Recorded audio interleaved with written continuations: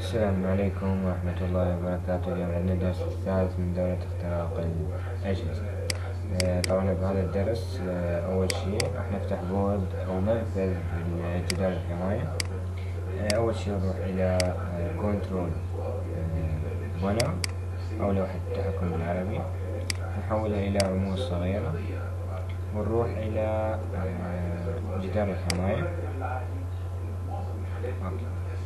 طبعا تروحون أول شيء تقولوا إلى turn windows following on or off، أو إيقاف أو تشغيل جدار الحماية، وتوقفوه دائما كليا توقفوا.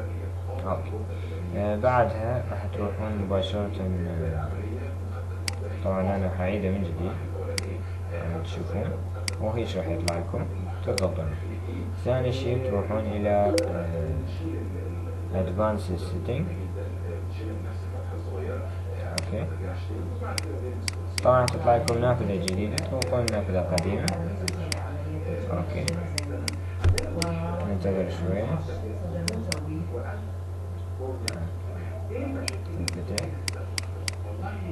اوكي، الحين بعد ما فتحت لنا نروح الى اول خيار ونضغط ناو ريلوز.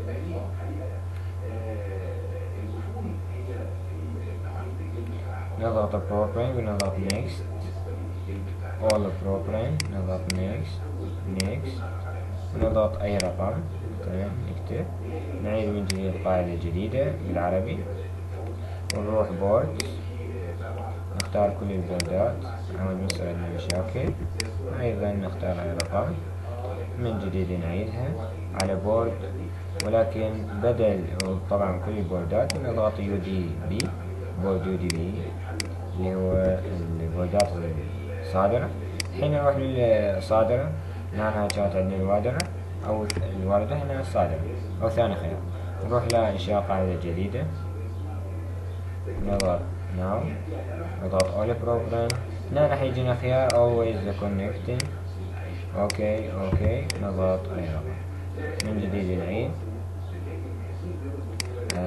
بورد، كل البوردات next now او always connecting واي رقم، وهاي اخير شيء خيار قاعدة.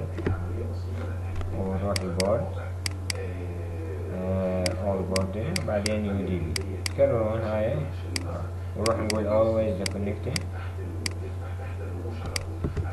اوكي، هنا خلصنا من فتح بورد هسه سليم، يعني تقدرون تشتغلون على البرنامج. الحين تروحون مباشرة الى جدار الحماية الاخر، تتأكدون بان هو مغلق الجدار. اذا كان مشتغل تغلقون الجدار. اوكي، على العموم هذا كل ما يخص بفتح منفذ بجدار الحماية. اشوفكم في فيديوهات ودروس اخرى. كان معاكم أحمد فريد.